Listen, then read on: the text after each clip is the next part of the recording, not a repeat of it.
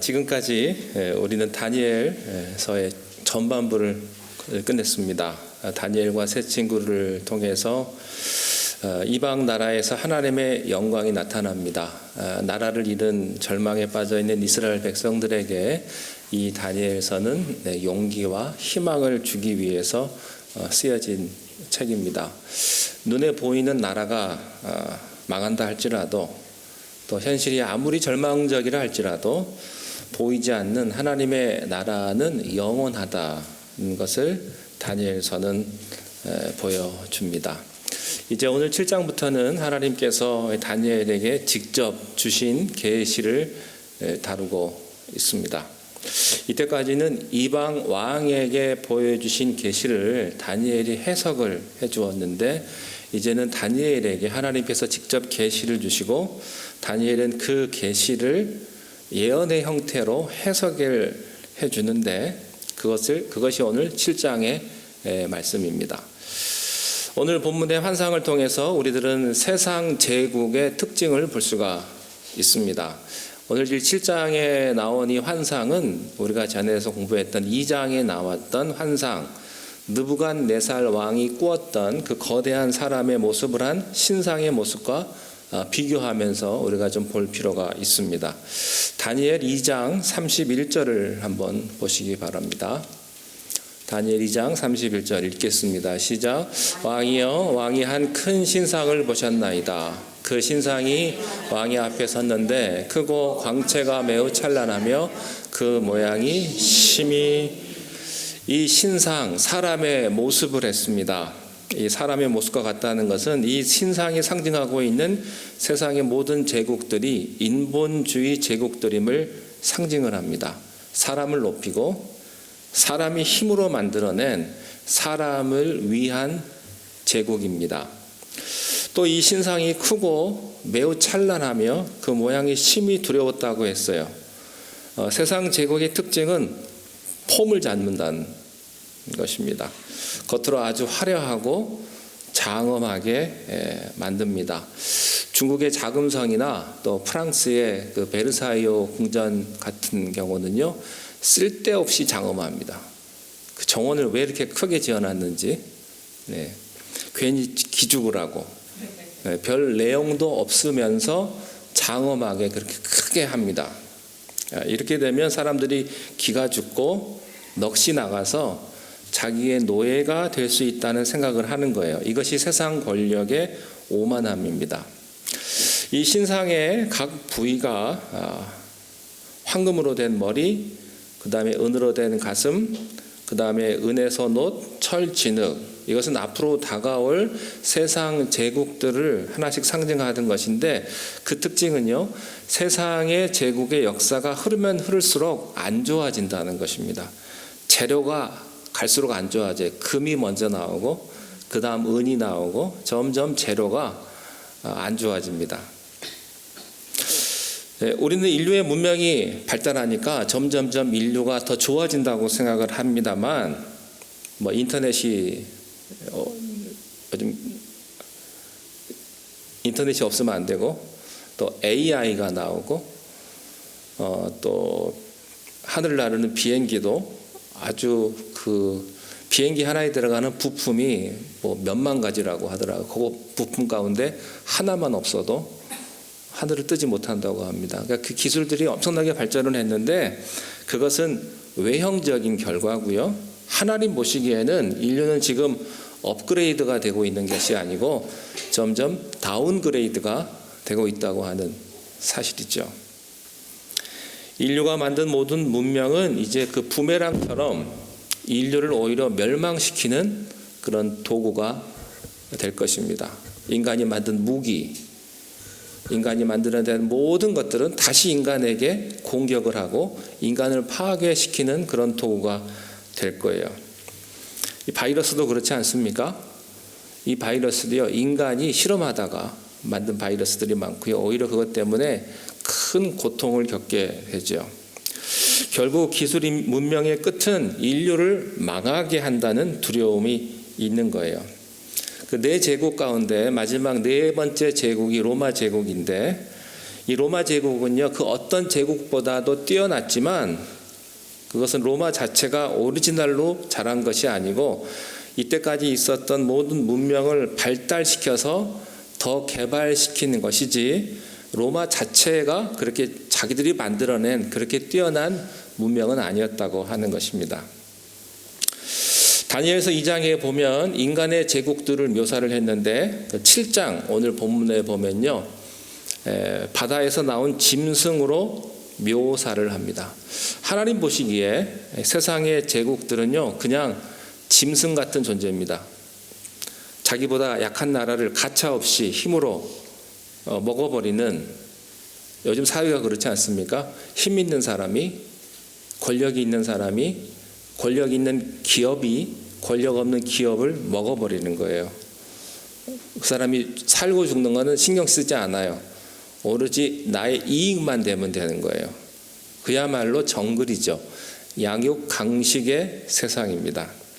세상의 제국들은요, 하나님 보시기에 그저 짐승일 뿐이에요. 근데 이 짐승이 어디서부터 나오냐면 바다에서부터 나옵니다.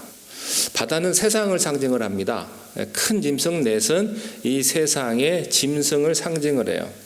그런데 하늘에서 바람이 들어가면서 이 짐승이 나오게 됩니다. 그것은 무엇을 의미합니까? 이 짐승들도 하나님이 허락하셔야 세상에 나오고 하나님의 촛대가 떨어지면 다시 떨어진다는 거예요. 그러니까 이 세상의 흥망성쇠의 타이밍을 조절하시는 분은 하나님이시다. 그 어떤 권세도 하나님이 허락하지 않는 권세는 없다 하는 겁니다. 자, 본문 7장 4절을 한번 보시기 바랍니다. 4절 시작.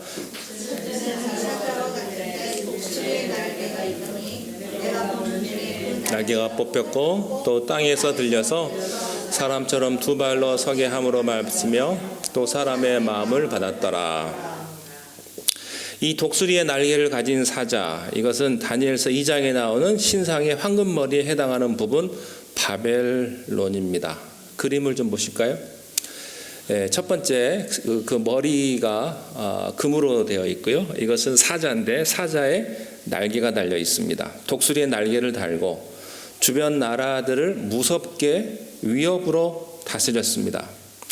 이 지금도 이 바벨론 유적을 찾아보면요, 바벨론 제국을 상징하는 동상들이 전부 다 사자 몸에 날개를 단 동상이 발견이 돼요. 그 다음 사진이 있을까요? 이게 발견이 된 건데 사자 옆에 자세히 보면요, 그 옆에 다 날개가 있습니다. 이 바벨론의 유적에서 나오는 겁니다. 그 예언과 실제 동상과 그 지금 발견된 유적들이 다 같다고 하는 거예요.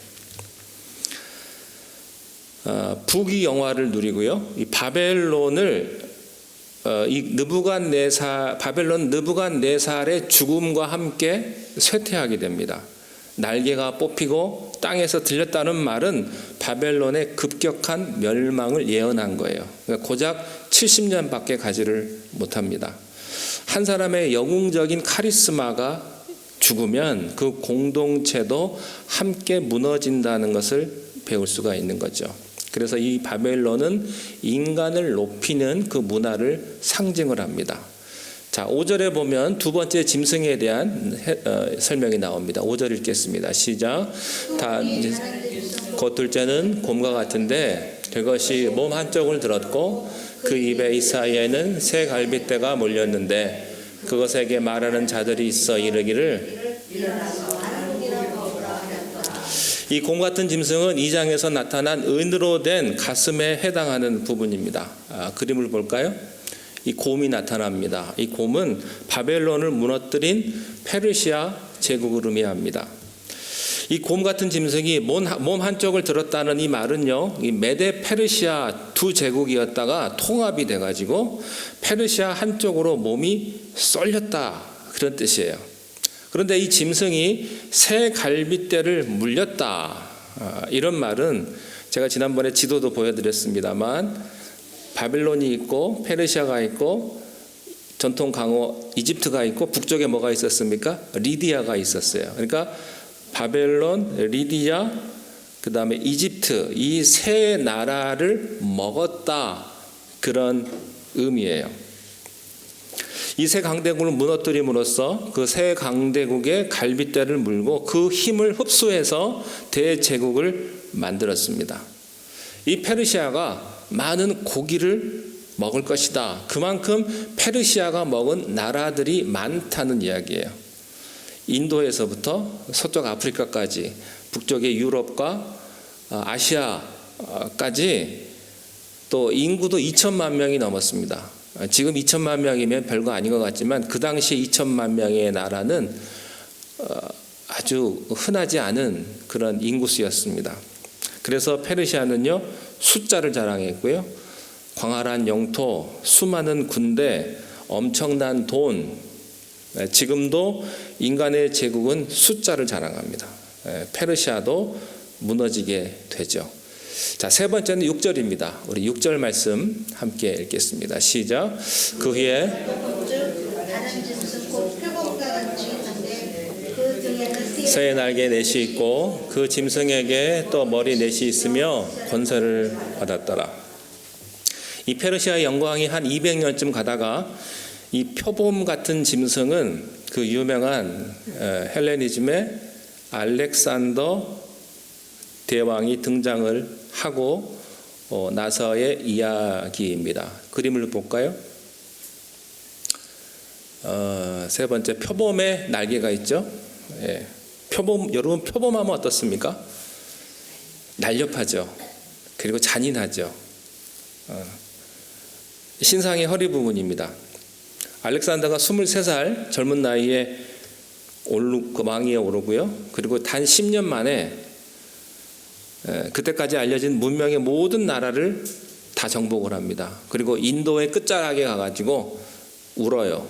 더 이상 내가 정복할 땅이 없다니. 그만큼 빠르고 무섭고 정복력을 가진 알렉산더입니다.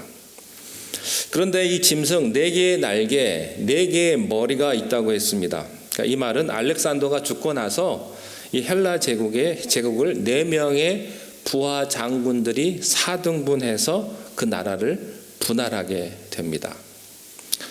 그래서 주전 63년까지 4등분된 헬라 제국이 가고, 그리고 4번째 짐승이 등장을 하게 됩니다. 7절 한번 보시겠습니다. 7절 시작. 내가 밤 한상 가운데에 그 다음에 본 넷째 짐승은 무섭고 놀라우며 또 매우 강하며 또 새로 된 큰 이가 있으며 먹고 부서뜨리고 그 나머지를 발로 밟았으며 이 짐승은 또 10뿔이 있더라. 이 장에 보면 철로 된 다리로 묘사된 로마 제국인데요. 헬라 제국 이후에 무려 500년 동안 세계 최강대국으로 군림했던 나라가 로마 제국입니다. 이 4번째 제국의 특징은 강한 힘과 파괴적인 성향입니다.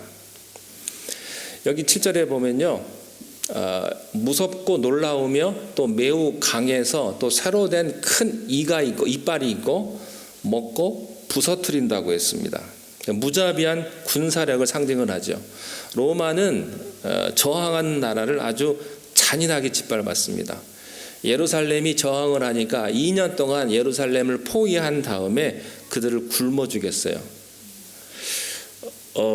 제가 이제 그 성지순례 그 영상을 좀 봤는데, 그 호렙산 근처에 이제 유대인들이 산 위에서 이렇게 방어진을 치는데 도저히 올라갈 수가 없는 그런 곳에서 방어진을 딱 치고서는 이제 거기를 이제 로마군이 공격을 하는데요. 갈 수가 없으니까 이 사람들이 땅을 메꿔 가면서 공격을 합니다. 근데 시간은 많이 걸리겠죠. 땅을 차근차근 메꿔 가면서 그 높은 곳으로 올라가는데, 그 방어를 하던 유대인들이요, 이제 그 로마 군대들이 이제 쳐들어오니까 자기들은 이제 질 게 분명하거든요. 그래서 뭘 선택했는지 아십니까? 자살을 선택을 합니다. 근데 유대인들은 자살하면 죄거든요. 그래서 다 모여가지고 제비뽑기를 해요. 한 사람이 딱 정해지면 그 사람이 죽입니다. 다 죽이는 거예요. 그리고 마지막에 자기도 자결을 해요. 그만큼 로마 군이 굉장히 잔인했다고, 하는 거예요. 특히 주목할 것은 이 로마 제국이 앞에 세 제국과는 달랐다는 거예요. 뭐가 달랐냐? 10개의 뿔이 있습니다. 또 10뿔이 있더라 이렇게 되어 있죠. 뿔은 권세를 상징을 하고 이 10은요 10이라는 숫자가 상징하는 것은 fullness, 충만, 완전을 의미하는 거거든요. 그러니까 로마는 그때까지 그 엄청난 완전한 권세를 가졌다고 하는 사실입니다. 숫자에 대해서 나중에 공부할 시간이 있겠습니다만 이 10이라는 숫자가 참 재밌습니다. 천지창조 때 하나님이 가라사대 천지를 창조하지 않습니까? 그 하나님이 가라사대 God said 이 말이 10번 나옵니다. 10번 나오고요. 그 다음에 사람의 손과 발도 10개죠. 그리고 10개의 계명을 주셨죠. 그리고 성전에 가보면 성전의 휘장, 기둥, 그리고 받침이 모두 다 10개예요. 그리고 노아는 아담의 10대 손입니다. 그러니까 이 10은 완전, 충만 이런 것들을 의미해요. 그런데 이 10뿔의 권세가 단순히 로마 제국 자체만을 의미하지는 않았다고 하는 사실입니다. 자, 7장 24절을 한번 보시면 천사가 그 의미를 해석을 해줍니다. 7장 24절 시작. 그 10뿔은 그 나라에서 일어날 열 왕이요 그 후에 또 하나가 일어나리는 그는 먼저 있던 자들과 다르고 또 새 왕을 복종시킬 것이며. 그러니까 로마 이후에 일어날 일들을 상징을 하는 것입니다. 로마 제국의 멸망 이후에 오늘날까지 그리고 주님 다시 오시기까지 사라질 모든 세계의 모든 나라들을 이 10뿔이라고 하는 거죠. 그런데 이 10뿔이 이 나라에서 일어났다는 말은 무엇입니까? 수많은 학자들의 의견이 있습니다만 가장 근접한 해석은 로마의 유전자가 그 후에 일어날 제국 안에 다 들어있다고 하는 해석입니다. 그러니까 해 아래 새 것이 없다고요. 지금까지도 전 세계 문명들이 로마 제국을 따라하는 것들이 굉장히 많습니다. 로마 제국 이후에 비잔틴, 그 다음에 신성 로마 제국으로 시작해서 이슬람 제국이나 그 다음에 영국 제국, 그 다음에 미국, 중국 이르기까지 세계를 주름잡았던 그 강자들의 시스템이요, 다 로마의 시스템의 유전자를 가지고 있습니다. 얼마 전에 파리에서 올림픽이 끝났잖아요. 다음 올림픽 어디서 하는지 아세요? LA에서 하죠. 근데 LA에 가보면 올림픽 스타디움이 있습니다. 예, 그 올림픽 스타디움이 LA뿐만 아니고 전 세계 모든 올림픽 스타디움이 어디를 흉내냈냐면 로마의 콜로세움을 흉내낸 거예요. 콜로세움에 있는 상하수도 시스템과 그 모든 건축학이 로마의 콜로세움에서부터 시작이 된 겁니다.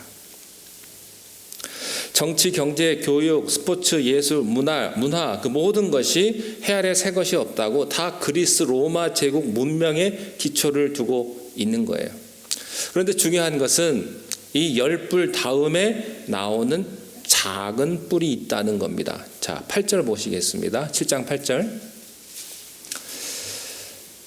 시작. 내가 그 뿔을 유심히 보는 중에 다른 작은 뿔이 그 사이에서 나더니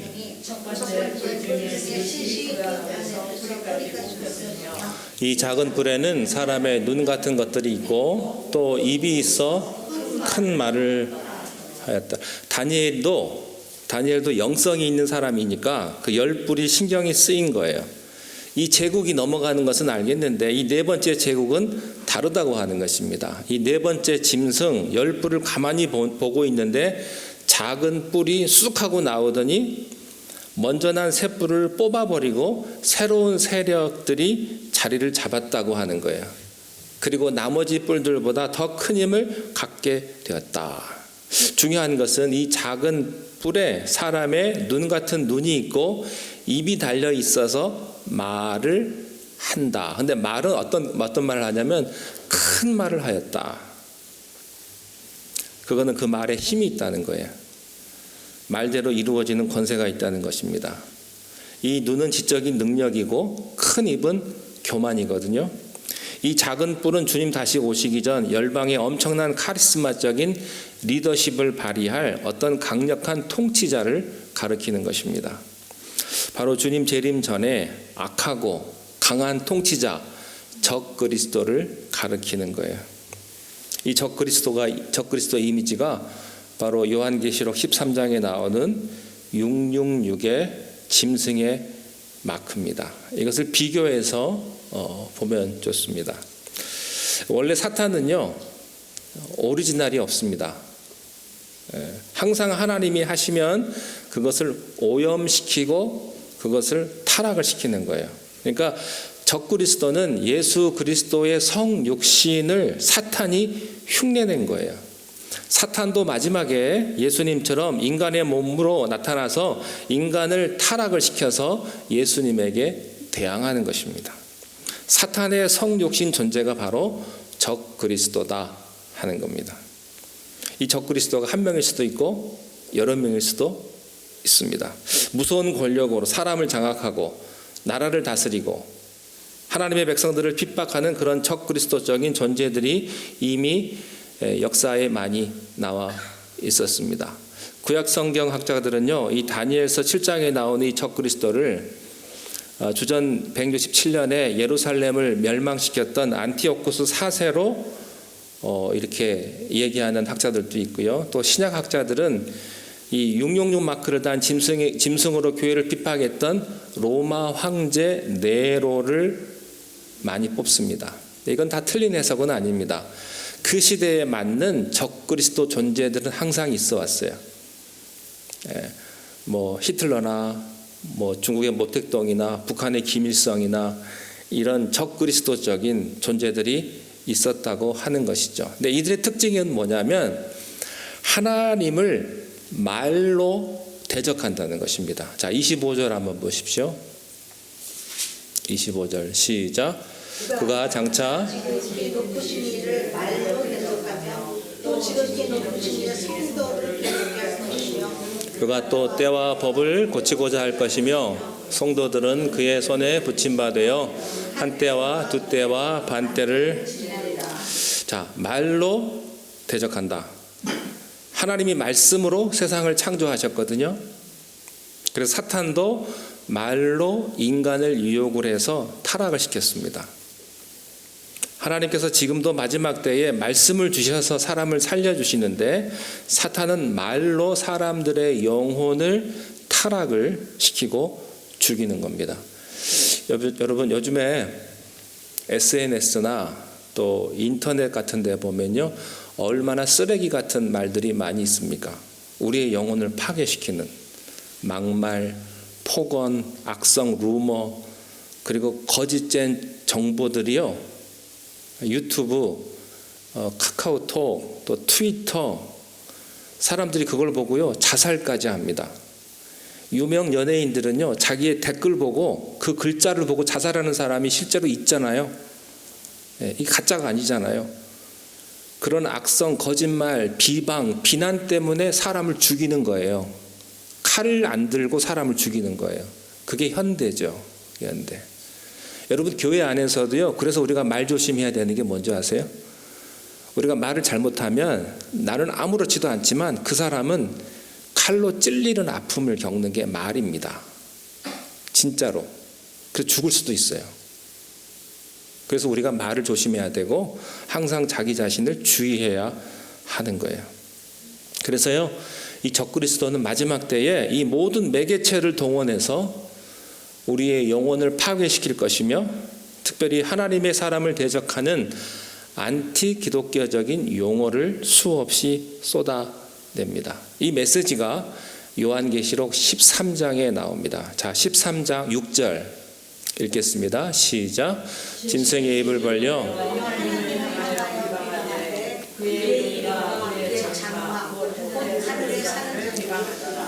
입을 벌려서 하나님을 향해서 비방을 합니다. 그의 이름과 그의 장막과 하나님의 하늘에 사는 자들을 비방을 하는 거예요. 특별히 요즘 미국 교회는요, 동성애 문제로 엄청난 시련을 겪고 있습니다. 얼마 전에 뉴스를 보니까요, LA에 있는 그 한인 연합 감리교회인데 주일 예배 때 감리교회 본부에 사람이 나와가지고 바로 그 자리에서 담임 목사를 해임시키더라고요. 왜냐하면 동성애에 대한 그 얘기를 했다고. 세상이 그렇게 됐어요. 교인들은 막 소리를 지르죠. 막 예배 중에 와가지고 오늘도 뉴스 보니까 잠깐 보니까 뭐 캘리포니아 판사가 그 학교 화장실에 남녀 표시가 없게끔 만든다 뭐 그런 유니섹스에 대한 그런 이야기가 있더라고요. 뭐 어쨌든 요즘엔 참 뭐라고 설명하기가 어려운 그런 시절이 됐고요. 근데 이상하게 모슬렘에게는 상당히 관용을 베풉니다. 오늘도 이따가 아까 제가 낮에 오니까 교회 앞에 차들이 쫙 있던데 차가 얼마나 많은지 모르겠습니다. 네. 로마서의 말씀처럼 어떤 주는요 동성애가 죄라고 하면 구금당하고 감옥에 가고 벌금 내고 그런 주도 있습니다. 마지막 때가 된 거죠. 자, 25절에 보니까 일단 본문 돌아와서 25절 한번 보십시오. 25절에 보니까요. 그가 또 때와 법을 고치고자 할 것이다. 법 고치잖아요, 요즘에. 그죠?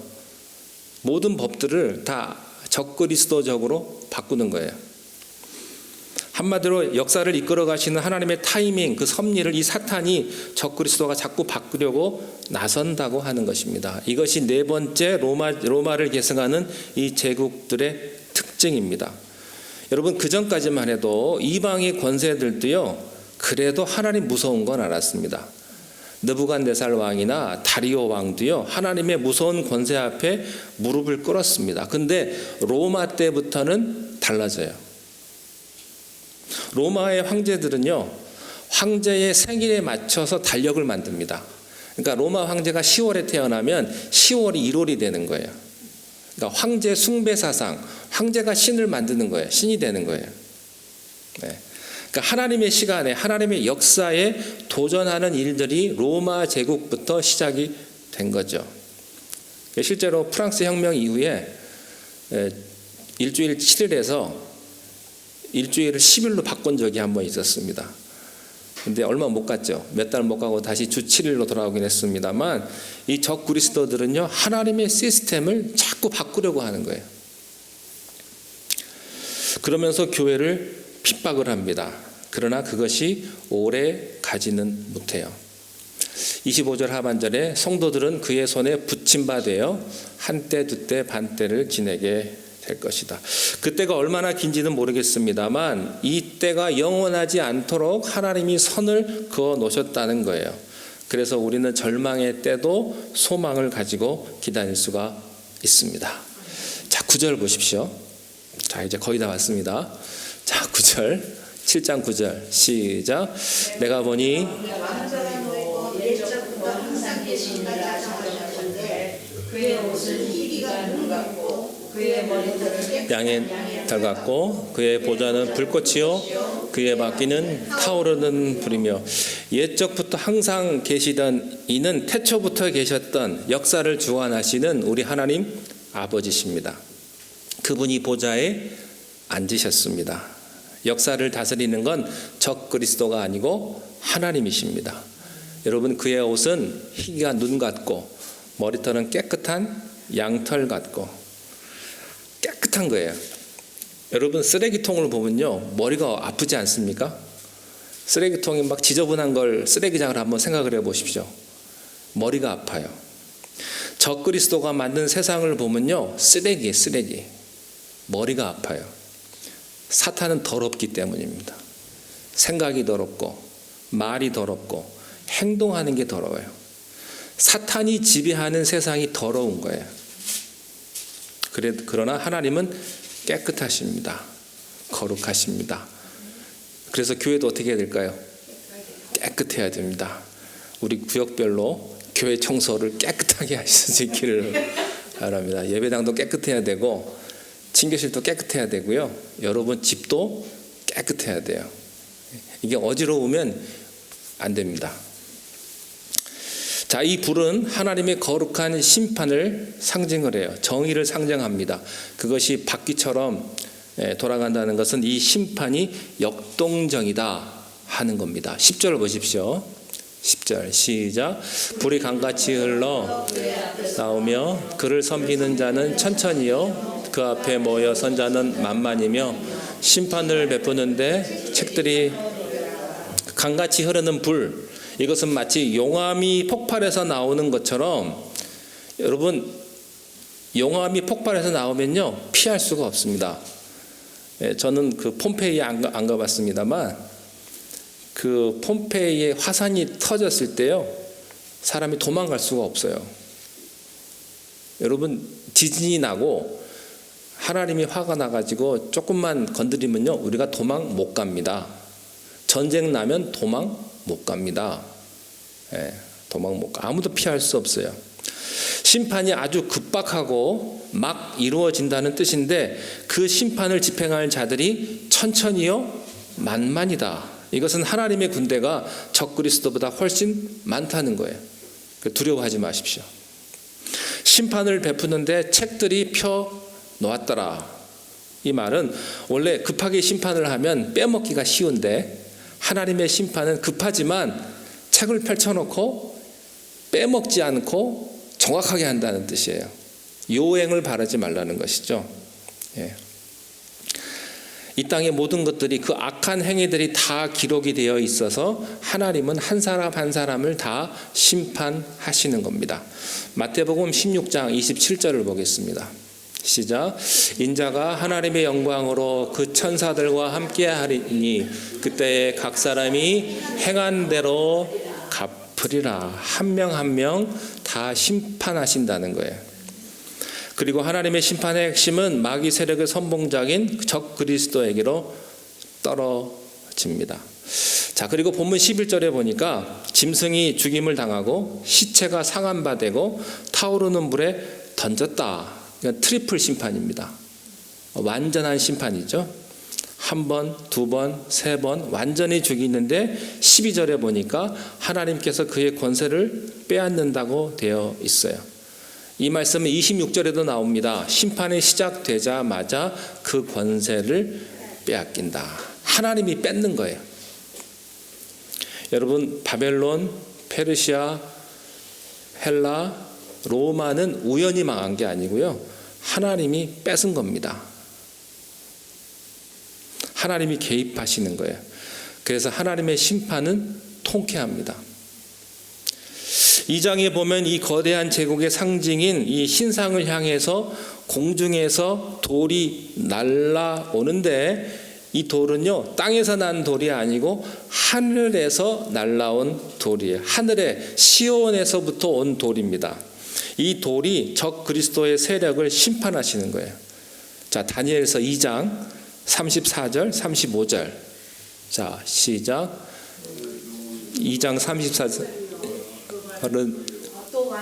또 왕이 보신즉 손대지 아니한 돌이 나와서 신상의 절과 진흙들의 팔을 쳐서 부서뜨리매 그때에 철과 진흙과 녹과 은과 금이 다 부서져 여름 타작의 마당에 겨같이 되어 바람에 불려간 것이 없었고 우상을 친 돌은 태산을 이루어 온 세계에 이 돌은 무엇을 의미할까요? 만세반석 되시는 예수 그리스도를 의미합니다. 오직 예수 그리스도의 능력으로만 부서뜨릴 수 있어요. 적 그리스도의 심판은 하나님의 승리입니다. 하나님의 백성들의 승리가 되는 것이죠. 자, 심판이 끝나면 어떻게 될까? 마지막으로 18절을 한번 보시기 바랍니다. 다니엘 7장 18절 시작.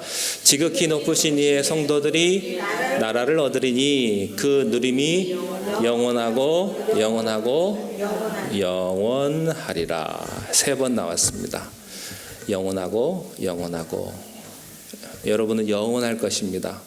하나님을 믿는 하나님의 백성들은 영원할 것입니다. 하나님의 축복이 함께 하시기를 바랍니다. 기도하겠습니다. 하나님 아버지, 말세를 살고 있는 우리들에게 믿음을 주시고 지금 이때에 우리의 믿음을 지키며 끝까지 아버지 하나님 순교하는 마음으로 우리의 신앙을 지킬 수 있도록 우리를 축복하여 주시옵소서. 늦은 저녁 돌아가는 발걸음 지켜주시고 주일 다시 만날 때까지 성령 하나님께서 우리의 모든 삶을 지키시고 보호하여 주옵소서. 예수님의 이름으로 기도하옵나이다. 아멘. 하늘에 계신 우리 아버지여, 이름이 거룩히 여김을 받으시오며 나라의 임하옵시며 뜻이 하늘에서 이룬 것 같이 땅에서도 이루어지이다. 오늘날 우리에게 일용할 양식을 주옵시고 우리가 우리에게 죄진 자를 사하여 준 것 같이 우리 죄를 사하여 주옵시고 우리를 시험에 들게 하지 마옵시며 다만 악에서 구하옵소서. 나라와 권세와 영광이 아버지께 영원히 있사옵나이다. 아멘.